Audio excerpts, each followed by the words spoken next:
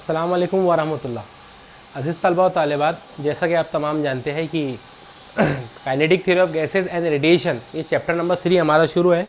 आज हमारा lecture number 4 है जो kinetic theory of gases and radiation पर मुनसिर है। आइए आज के लेक्चर की शुरुआत करते हैं। आज के लेक्चर का जो सबसे पहला जो हमारा टॉपिक है बहुत इंपॉर्टेंट टॉपिक है। इस टॉपिक का नाम है specific heat capacity. Specific heat capacity जिसे उर्दू में कहा जाता है मखसूस हरारते नवी। ठीक है, मखसूस हरारत नवी या सिर्फ हरारत नवी। तो स्पेसिफिक हीट कैपेसिटी किसे कहा जाता है, आइए इसको समझते हैं। तो स्पेसिफिक हीट कैपेसिटी का मतलब ये होता है कि मान लो अगर मैं आपके पास में एक इकाई कमियत का कोई मादा दे दूं, ठीक है, मैंने बोला कि आपके पास में जो इकाई कमियत का मादा है आप लो और उसका टेम्परेचर, उसका दर्जे हरारत, उसकी तपिश 1 डिग्री सेल्सियस से बढ़ा दो। ठीक है, तो आपको क्या करना होगा? तो आपको करना ये होगा कि आप अगर उस सब्सटेंस का, उस मादे का अगर आप टेम्परेचर, तपिश, दर्जे हरारत 1 डिग्री सेल्सियस से बढ़ाना चाहते हो तो आपके पास में ऐसा क्या अमल है जिसकी मदद से आप उसे बढ़ा सकते हो उसका टेम्परेचर? तो आप उसको हीट कर सकते हो, आपको उसको गर्म करना होगा। जब आप उसको हीट करोगे मतलब आप उसको हरारत की कुछ मिकदार दोगे, है ना, तो उस इकाई कमियत के मादे का दर्जे हरारत 1 डिग्री सेल्सियस या 1 केल्विन से बढ़ाने के लिए जो दरकार हरारत की मिकदार होती है, उस दरकार हरारत की मिकदार को क्या कहा जाता है? स्पेसिफिक हीट कैपेसिटी, यानी कि मखसूस हरारत नवी। The amount of heat used to increase the temperature of 1 unit mass by 1 degree Celsius या 1 unit is called as specific heat capacity। ठीक है, तो मैं इसका उर्दू में डेफिनेशन लिख रहा हूँ। इसकी डेफिनेशन ये होगी कि इकाई कमियत के मादे का दर्जे हरारत या तपिश भी कह सकते हैं आप इसको, दर्जे हरारत या तपिश को 1 डिग्री सेल्सियस या 1 केल्विन से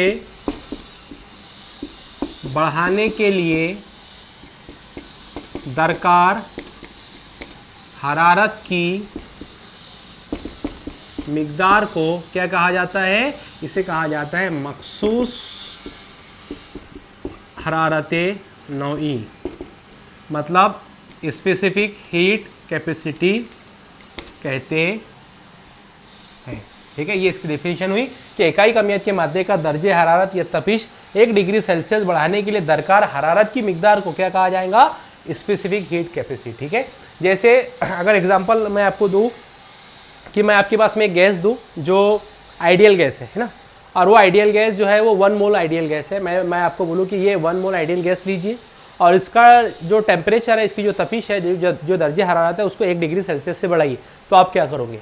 तो आंसर है आप उसको गर्म करोगे, है ना, आप उसको हीट दोगे। तो वो जो हीट आप जो दोगे, जितनी आपको हीट की मिकदार, जितनी उसकी कैपेसिटी लगेगी, जितना अमाउंट उसका लगेगा, उसको हम क्या बोलेंगे? उसको हम बोलेंगे स्पेसिफिक हीट कैपेसिटी, यानी कि मखसूस हरारत नवी। तो किसी भी सब्सटेंस जो है किसी भी इकाई कमियत के मादे का दर्जे हरारत अगर हम 1 डिग्री सेल्सियस या 1 केल्विन से बढ़ाना चाहते हैं तो उसके लिए जो हरारत की मिकदार लगती है उसे क्या कहा जाता है? Specific heat capacity. अब इसके अंदर 2 टाइप है। कितने टाइप है? 2। इसका जो सबसे पहला टाइप है वो है सीपी। कौन सा टाइप है इसका? सीपी। सीपी का मतलब क्या होता है? तो सीपी का मतलब होता है मखसूस मखसूस, पी फॉर प्रेशर, तो प्रेशर को उर्दू में बोलते हैं दबाव, मखसूस दबाव पर हरारत नवी। क्या बोलेंगे इसको? मखसूस दबाव पर हरारत नवी या सिर्फ दबाव पर हरारत नवी। तो इसकी डेफिनेशन क्या होगी? इसकी डेफिनेशन ये होगी कि अगर दबाव को, ठीक है, प्रेशर मतलब दबाव, अगर दबाव को मुस्तकिल रखा जाए, यहाँ पर किसको मुस्तकिल रखना है? दबाव को मुस्तकिल रखकर इकाई कमियत के मादे का दर्जे हरारत अगर 1 डिग्री सेल्सियस से बढ़ाने के लिए जो हरारत की मिकदार लगेगी तो उसे क्या बोलेंगे? मखसूस दबाव पर हरारत नवी। मतलब आपको इसमें क्या करना है? इसमें आपको दबाव को मुस्तकिल रखना है। किसको मुस्तकिल रखना है? दबाव को। डेफिनेशन वही है, सिर्फ क्या करना है डेफिनेशन में इजाफा कि दबाव को मुस्तकिल रखकर किसको? दबाव को। दबाव को मुस्तकिल रखकर इकाई कमियत के मादे का दर्जा हरारत 1 डिग्री सेल्सियस से बढ़ाने के लिए जो दरकार हरारत की मिकदार लगती है उसे क्या बोलेंगे? उसे बोलेंगे मखसूस दबाव पर हरारत नवी। मतलब क्या करना है? Specific heat capacity at constant pressure में आपको क्या करना है? इसमें ये करना है कि आपको क्या करना है? सिर्फ प्रेशर को कांस्टेंट रखना है और आपका जो 1 यूनिट आपका जो मास है, ठीक है, उसका टेम्परेचर 1 यूनिट से अगर बढ़ाना है तो उसे हम क्या बोलेंगे? अगर प्रेशर को कांस्टेंट रख के हमने ये काम किया तो उसे हम बोलेंगे specific heat capacity at constant pressure. ठीक है, तो specific heat capacity at constant pressure में आपको प्रेशर को कांस्टेंट रखना है और उस 1 यूनिट मास का टेम्परेचर 1 यूनिट से बढ़ाना है। अगर ये अमल आपने किया तो उसे आप क्या बोलेंगे? स्पेसिफिक हीट कैपेसिटी, ठीक है, एट कांस्टेंट प्रेशर। इसका ना दूसरा जो टाइप है वो है सीवी, ठीक है, इसे बोलेंगे मखसूस V फॉर वॉल्यूम, ठीक है, V फॉर वॉल्यूम, वॉल्यूम मतलब हजम, मखसूस हजम पर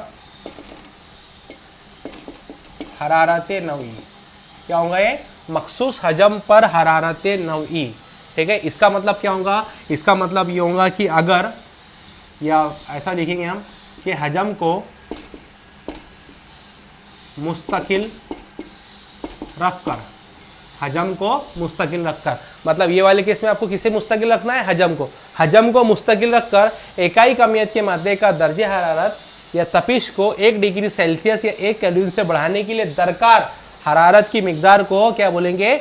उसे बोलेंगे मखसूस दबाव, मखसूस हजम पर हरारत नवी, ठीक है। मतलब ये वाले केस में आपको किसे कांस्टेंट रखना है? तो ये वाले केस में आपको प्रेशर को कांस्टेंट रखना है। किसको? प्रेशर को।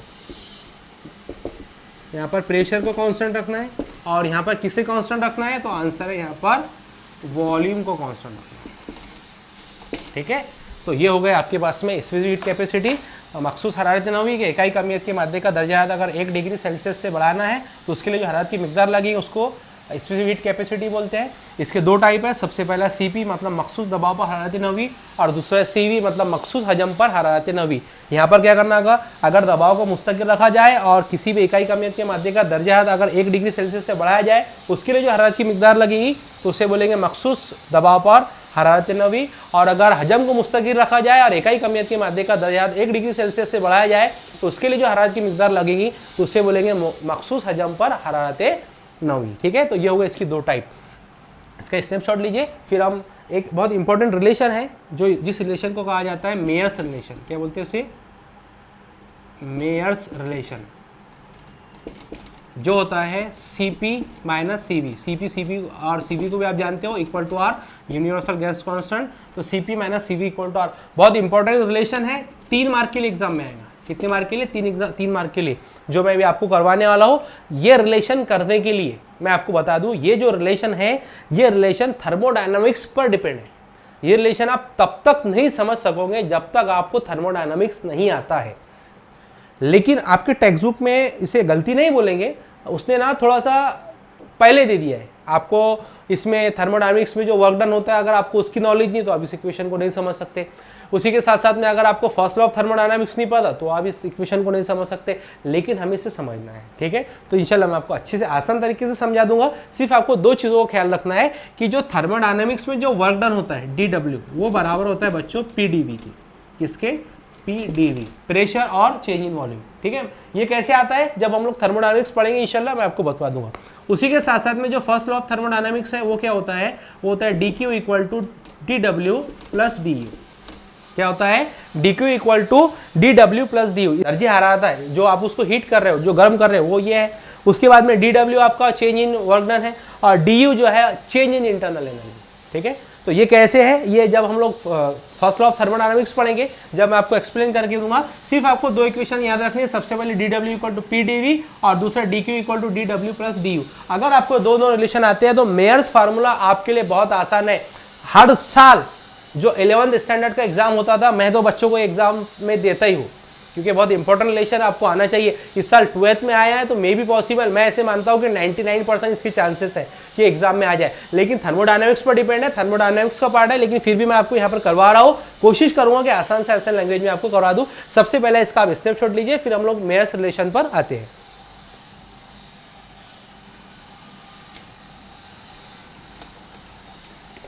देखिए मेयर्स रिलेशन जो है स्नैपशॉट आपने ले लिया है। अब मेयर्स रिलेशन जो है Cp minus CV equal to R, मैं आपको सिर्फ 4 स्टेप में करवा दूंगा बच्चों, बहुत आसान है।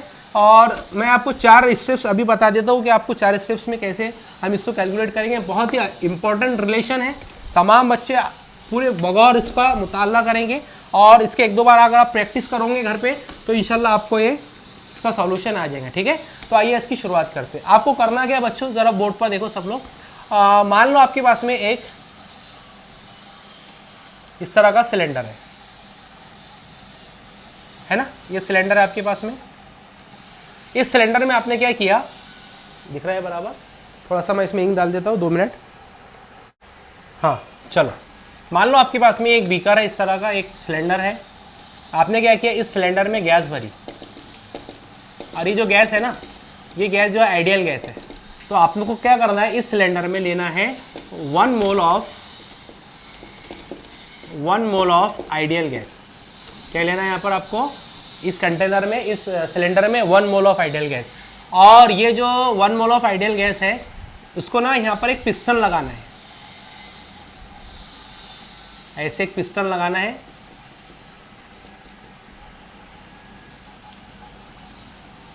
ये आपका पिस्टन है, ठीक है।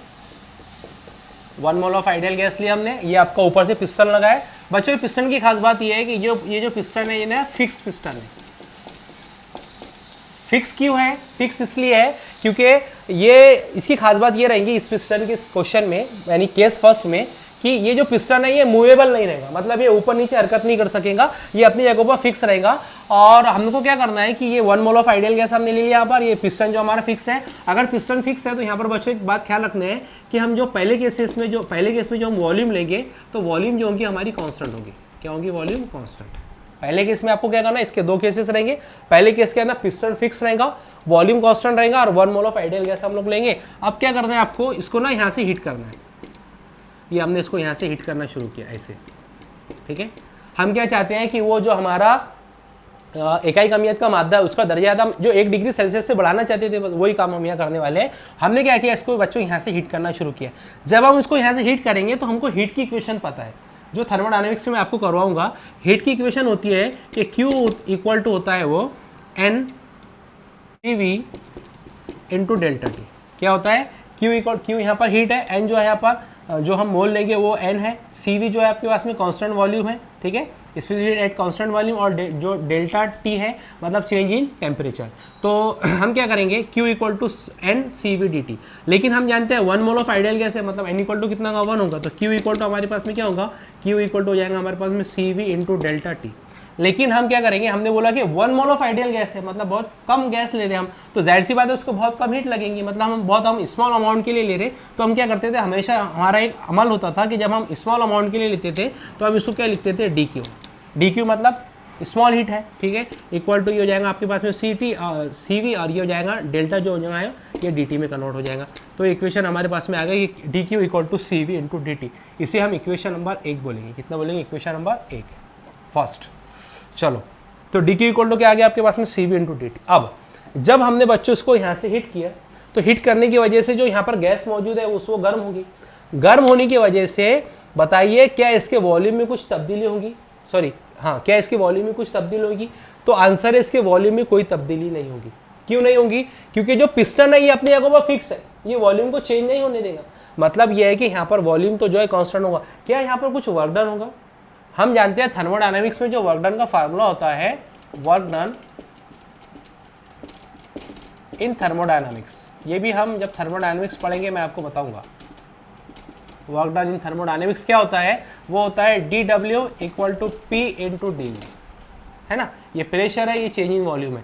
तो क्या यहाँ पर वॉल्यूम में कोई चेंज होगा, तो आंसर है वॉल्यूम में कोई चेंज नहीं होगा, वॉल्यूम कांस्टेंट होगा। इसका मतलब V इक्वल टू क्या होगा, कांस्टेंट होगा। अगर वॉल्यूम कांस्टेंट है तो बच्चों बताओ कि dV मतलब चेंज इन वॉल्यूम क्या होगा, तो आंसर है चेंज इन वॉल्यूम 0 होगा। चेंज इन वॉल्यूम अगर 0 है तो इस इक्वेशन में रख दीजिए। हम जानते हैं कि dW इक्वल टू होता है P मल्टीप्लाई बाय dV, कितना है 0। इसका मतलब वर्क डन कितना हुआ जी यहाँ पर, तो वर्क डन है यहाँ पर 0, ठीक है। वर्क डन क्यों 0 है, क्योंकि यहाँ पर वॉल्यूम क्या है, कांस्टेंट है। अगर वर्क डन 0 है, चलो ठीक है। अब क्या करेंगे, using first law of thermodynamics, first law of thermodynamics. Thermodynamics वाले पार्ट में आपको इशारा करवाऊंगा। वो क्या होता है, वो होता है D Q equal to D W plus D U. क्या होता है, D Q equal to D W plus D U, है ना। तो डी क्यू हमारे पास में कितना निकला है, डी क्यू हमारे पास में देखो by equation number 1 C V D T, यहाँ रख दीजिए, ये हो जाएगा आपके पास में C V equal D C V D T.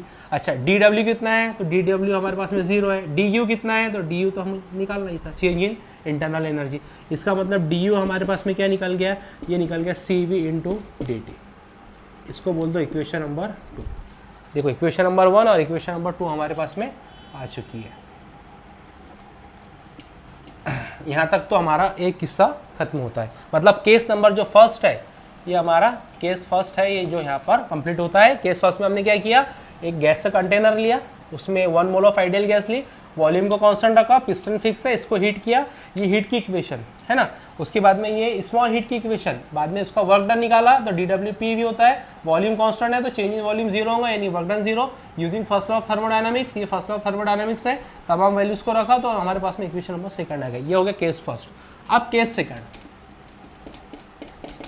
Case second में आपको क्या करना है समझिए, सेम प्रोसेस होगा। इस तरह का बीकर लेना है,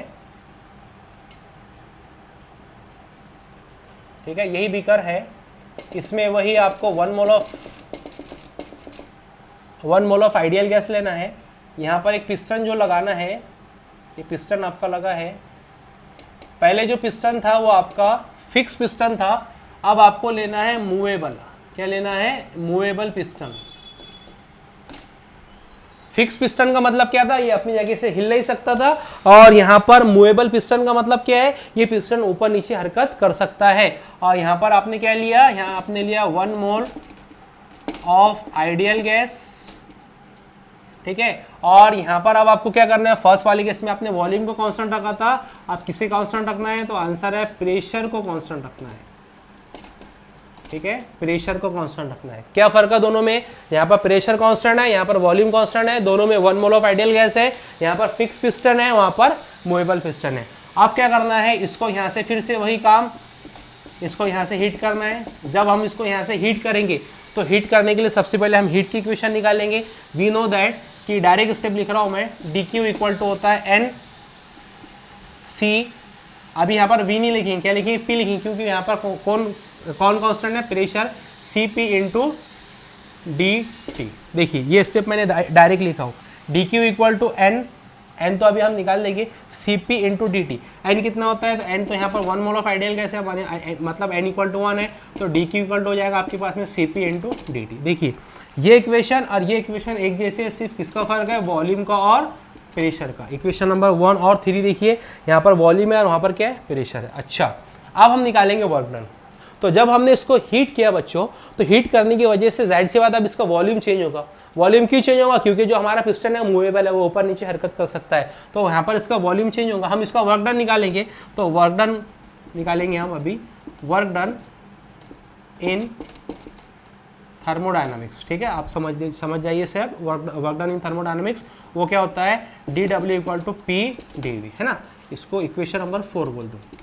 आप सोचेंगे कि यहाँ पर जो चेंज इन वॉल्यूम है क्या 0 होगा, तो यहाँ पर चेंज इन वॉल्यूम 0 नहीं होगा, क्योंकि इसका वॉल्यूम चेंज होगा। क्यों वॉल्यूम चेंज होगा, क्योंकि पिस्टन मूवेबल है, ऊपर नीचे हरकत कर सकता है, तो इसका चेंज इन वॉल्यूम होगा, अब 0 नहीं होगा। अच्छा चलो ये हो गया। अब क्या करेंगे, यूजिंग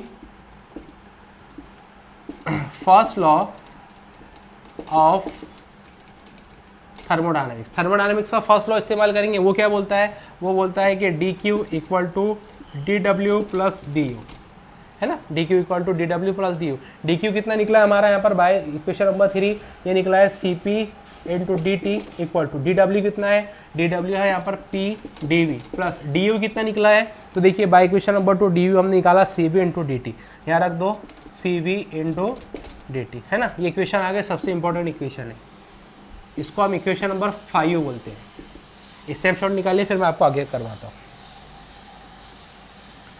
इसे मिटा दो, अभी इसका काम हो चुका है।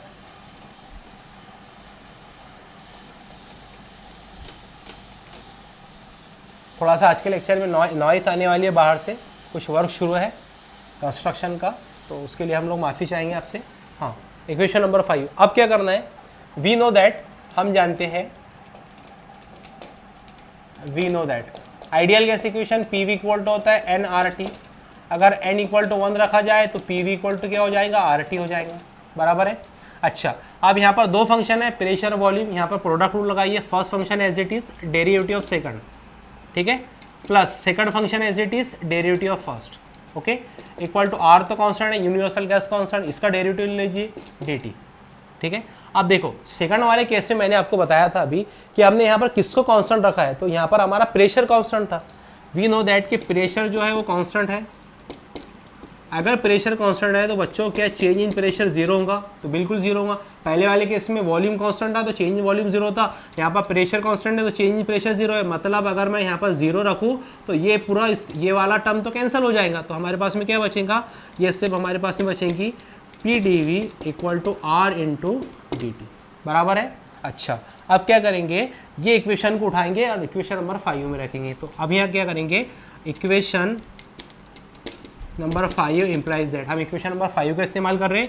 इक्वेशन नंबर 5 क्या है, C P D T equal to P D V किसके बराबर है, तो पी डी वी तो आर टी के बराबर है, यहाँ रख दीजिए R T, R into D T, plus आगे क्या है, आगे है C V into D T. अच्छा, यहाँ से क्या कॉमन निकल सकता है, C P multiply by D T, यहाँ से कॉमन निकलेगा हमारा डी टी, तो अंदर क्या बचेगा R plus C V, okay, D T cancel, C P equal to क्या बचा, आर प्लस सी वी, ये प्लस का सी वी इधर आएगा, माइनस का सी वी, तो C P minus C V equal to R. और इसी रिलेशन को कहा जाता है मेयर्स रिलेशन। क्या बोलते हैं इसको, मेयर्स रिलेशन, जो एग्जाम में 3 मार्क के लिए डेफिनेटली पूछे जाने वाली है, बहुत इंपॉर्टेंट रिलेशन है। आपके टेक्स्ट बुक में ये मेथड नहीं है, आपके टेक्स्ट बुक में उसने डायरेक्ट आपको बता दिया, ये इक्वेशन निकाल के डायरेक्ट ये इक्वेशन आ गई, कैसे आ गई, थोड़ा सा बच्चे उसमें कंफ्यूज हो रहे हैं, लेकिन मैंने बहुत आसान तरीके से करवाया। इसका अच्छे से स्नैपशॉट लीजिए, 1-2 बार इसकी प्रैक्टिस करिए, इंशाल्लाह आपको आ जाएगा। मैंने आसान से आसान तरीके से समझाने की कोशिश किया हो। तो आज के लेक्चर में हमने क्या किया, सबसे पहले इसका स्नैपशॉट लीजिए, ठीक है। हाँ, आज के लेक्चर में हमने क्या देखा, सबसे पहले देखा स्पेसिफिक हीट कैपेसिटी किसे कहा जाता है, तो किसी भी इकाई कमियत के मादे का दर्जा अगर हम 1 डिग्री सेल्सियस से बढ़ाना चाहते हैं तो उसको, उसके लिए जो हरारत की मिकदार लगती है उसको कहा जाता है स्पेसिफिक हीट कैपेसिटी। इसी के साथ साथ में हमने देखा उसकी 2 टाइप्स, एट था एट कांस्टेंट प्रेशर, एक था एट कांस्टेंट वॉल्यूम, ठीक है। फिर एक रिलेशन हमको यूज़ आगे करना है इस क्वेश्चन के अंदर, C P minus C V, ये वाला C P minus C V equal to R, जिसे हम मेयर्स फार्मूला बोलते हैं, जो थर्मोडायनेमिक्स पर डिपेंड था, लेकिन फिर भी हमने हमारी प्रीवियस नॉलेज और हमारे कॉन्सेप्चुअली हमने उसको कैलकुलेट कर लिया। वो कैलकुलेट करके मैंने आपके सामने बता दिया, जिसे मेयर्स रिलेशन कहते हैं। आज का लेक्चर यहीं रुकता है। अब जो हमारा नेक्स्ट लेक्चर रहेगा वो इस इक्वेशन की मदद से, C P minus C V equal to R, इसकी मदद से हम मोनोएटॉमिक, डायटॉमिक और ट्राइएटॉमिक, इसी तरह से पॉलीएटॉमिक वगैरह के लिए इक्वेशंस को कैलकुलेट करेंगे। मुझे ऐसी उम्मीद है आज का जो लेक्चर मैंने आपके सामने रिकॉर्ड किया हो वो आपके लिए फ़ायदेमंद साबित होगा। अगर आपको रियली ये लगता है कि आपके लिए फ़ायदेमंद है तो आप सबसे पहले हमारे चैनल को सब्सक्राइब कीजिए। सब्सक्राइब करने का फ़ायदा ये होगा कि अगर हम लोग नेक्स्ट वीडियो अगर आगे आपके लिए अपलोड करेंगे तो आपको उसकी नोटिफिकेशन आपके यूट्यूब इनबॉक्स में मिल जाएगी, ठीक है। तो सबसे पहले आप हमारे चैनल को सब्सक्राइब कीजिए, नीचे आपको सब्सक्राइब का बटन दिखाई दे रहा है, उसको प्रेस कीजिए, बाजू में बेल आइकन है, बेल आइकन को दबाइए ताकि आपको तमाम नोटिफिकेशन मिलती रहे। और इस चैप्टर के रिगार्डिंग जो नोट्स है, जब ये चैप्टर मुकम्मल हो जाएगा, अभी तो आपको आपके सेल्फ नोट्स बनाने हैं, जब ये चैप्टर मुकम्मल हो जाएगा तो मैं आपको टेलीग्राम चैनल पर, जो हमारा 12th साइज क्लासरूम करके शुरू है, उसी के साथ साथ में व्हाट्सएप पर जो बच्चे मुझसे कनेक्टेड है, और जहाँ भी आप लोगों को अगर नोट्स की ज़रूरत होगी तो इंशाल्लाह मैं नईम शेख आप तक पूरे नोट्स पहुँचाऊँगा। और मेरा पूरा प्लानिंग ये है कि आप तमाम की मैं मदद करूँ, और आप तमाम का ये फ़र्ज़ है कि आप अच्छे से पढ़ाई कीजिए। मेरी भी लेक्चर्स है 1, 2, 3, तीसरा चैप्टर मेरा शुरू है, 2 प्रीवियस चैप्टर हमारे सब रिकॉर्डेड है ऑलरेडी, हमारे प्ले लिस्ट में जाइए, वहाँ से चेक कीजिए। और बहुत सारे लेक्चरर्स हैं जो लेक्चर को रिकॉर्ड कर रहे हैं आपके लिए, तो तमाम आपके लिए हेल्प कर रहे हैं, तमाम आपके लिए मदद करने को तैयार है। बस आपका फ़र्ज़ ये बनता है कि आप सब बच्चे मेहनत कीजिए, खूब मेहनत कीजिए, पढ़ाई कीजिए और आपके मुस्तकबिल को रोशन बनाइए। मेरी दुआएं आपके साथ में है। अस्सलाम वालेकुम व रहमतुल्लाह।